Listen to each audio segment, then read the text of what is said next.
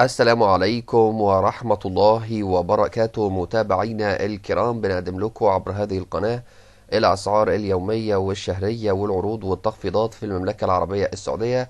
يا ريت بداية تدعموا القناة بالاشتراك فيها وتفعلوا زر الجرس ولايك للفيديو علشان نستمر بإذن الله في عرض المزيد.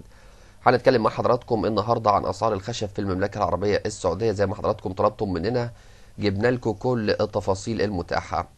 أسعار الخشب في السعودية واللي بتعد أحد أهم الأسواق التجارية والاقتصادية، وخصوصا للراغبين في الحصول على أنواع جيدة من الأساس. وبيعتبر الخشب هو المكون الأساسي لمعظمها، وبتختلف أسعاره باختلاف جودة ومكان نشأته وطريقة صنعه أيضا. وبالنسبة لأسعار الخشب في المملكة العربية السعودية فهي كالتالي: بالنسبة لنوع الخشب الليفي المتوسط الكثافة مقاس 183 في 61 في 1.2 سنتي بيوصل حوالي 110 ريال سعودي. أيضا لوح خشب ليفي مضغوط متوسط الكثافة 122 في 61 في 1.2 سنتي ب70 ريال سعودي.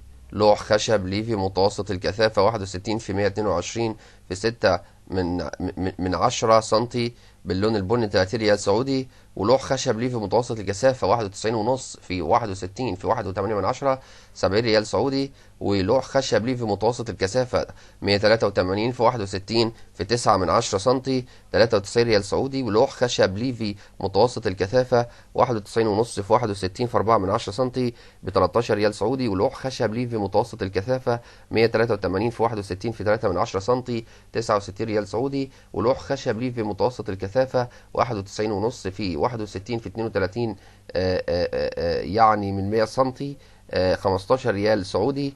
وأيضا لوح خشب ليفي متوسط الكثافة 183 في 61 في 6 من 10 سنتي ب 103 ريال سعودي.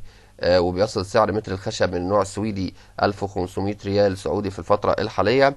وأيضا بالنسبة لسعر متر الخشب من النوع الأمريكي المجفف بيوصل لحوالي 4500 ريال سعودي. وسعر المتر المحدد لمتر الخشب من النوع الأمريكي العادي 3000 ريال سعودي. وسعر الخشب من نوع تياما 2700 ريال سعودي للمتر الواحد. والخشب من النوع السلبي يقدر سعر المتر الواحد منه ب 3000 ريال سعودي.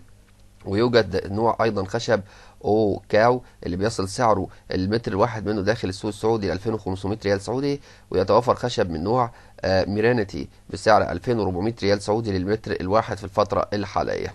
ايضا عندنا في انواع مختلفة من الاخشاب اللي بتروح سعرها على حسب مقاساتها المختلفة واللي موجود حاليا في المملكة.